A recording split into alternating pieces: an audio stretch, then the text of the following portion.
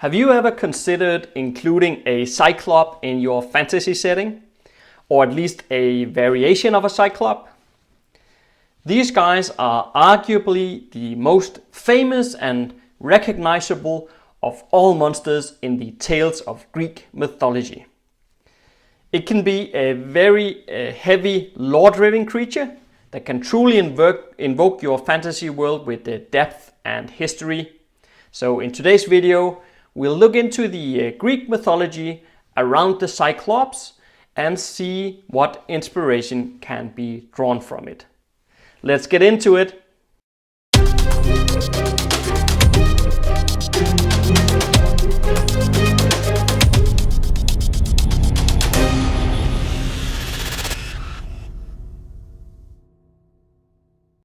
Hi guys, my name is Jesper and welcome to the Fane of Fantasy. This channel is all about giving you inspiration to master your craft and create fantasy that will truly immerse your audience. The Cyclops are members of a primordial race of giants, each with a single eye in the middle of their forehead, and probably most famous one of them is one called Polyphemus, the Cyclop that was blinded by Odysseus.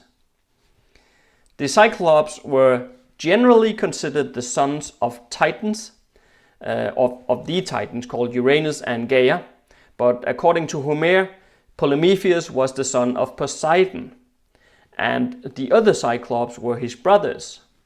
I think there were three of them.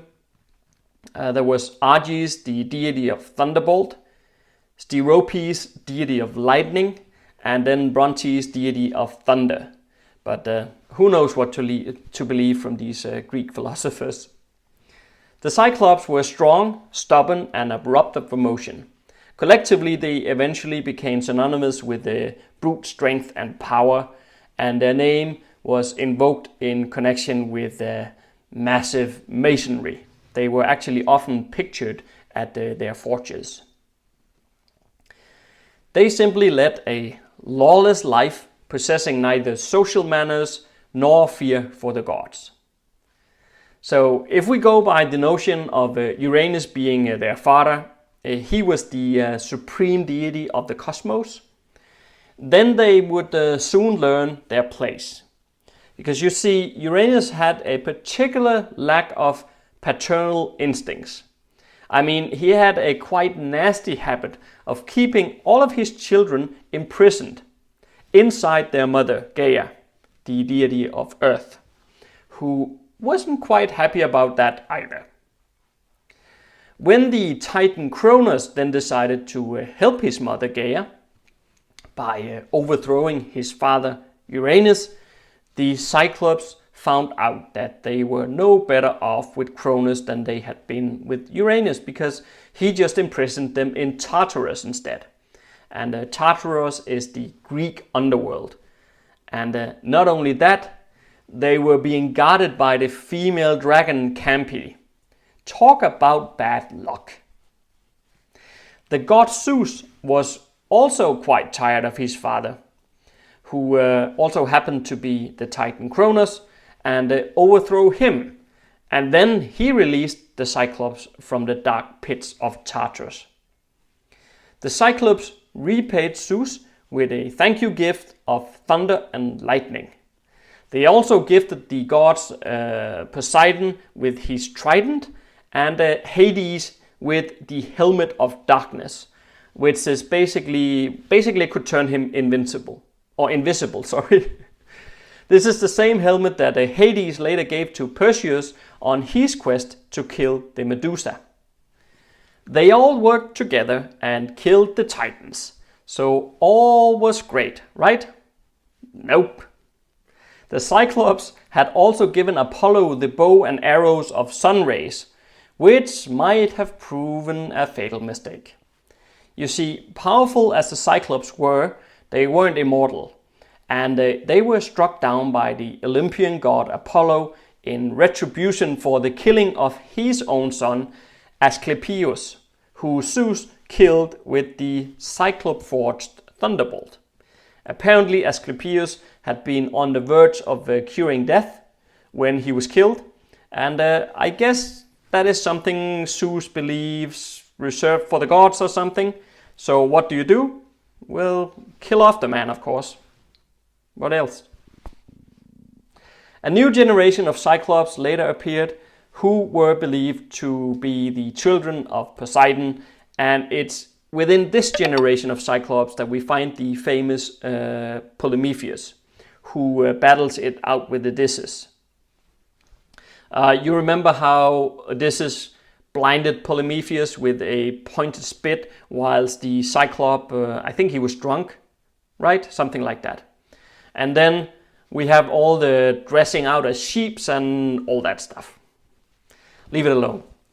I really like the Cyclops. I think they are such an interesting, set of deities, I guess, who can be used for so many great story elements. If you like them too, then hit the like button below and make sure to share this video with a friend. With that rundown of the Greek mythology around the Cyclops, and if I have missed anything, please feel free to point it out in the comment section below. That's perfectly fine. But other than that, I think we are ready to consider how you can use the Cyclops in your fantasy world. Should you include a Cyclop? Well, if you do, I would make it much grander than the dumbwit Polyphemus, who, to be honest, I found it a bit too easy for Odysseus to defeat him. I think the Cyclops should want to avoid contact with other races. They should like to be isolated. If they don't, they could wreak total havoc on your civilizations. And this is of course also a way you could go, but if you do, you also need a way to defeat them, and if you are making them deity-like, which is the route that I want to take, then it might not be the best choice. So let's keep them isolated. Let's say that our Cyclops is reasonably intelligent, but no more than he can still be deceived by the arts of magic. So we have a character like a magician or something, and he doesn't, or she doesn't really have to be able to do much more than a simple party trick, to be honest. But the Cyclops believes the character is drawing from the original energies that formed the universe. So our Cyclops begins to almost worship the character as a god. But what happens when the Cyclops learns what is truly going on here? Imagine having a deity Cyclops out for vengeance against one of your characters. This could be very interesting and also extremely devastating. Another route to take is to make the Cyclops more tied in with the history of the world or the creation story. Explaining how the world came to be by using the Cyclops as the vehicle while keeping the actual creature shrouded in myth and legend. I love the Greek mythology. There is just tons of inspiration to be gathered from it. Wouldn't you agree? I also wanted to take a moment to appreciate the support that I'm getting on Patreon.